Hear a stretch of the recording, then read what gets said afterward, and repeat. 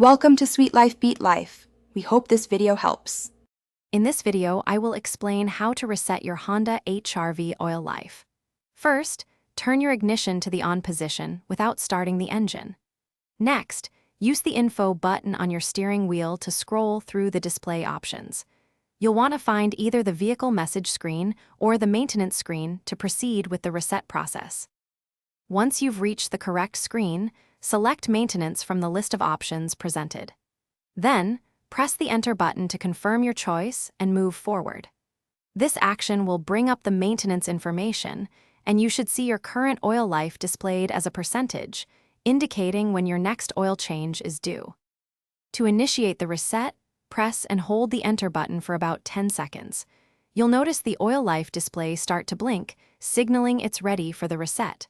Once it blinks, release the button and then press Enter one more time to confirm the reset. This action tells your Honda HR-V's system to update the oil life.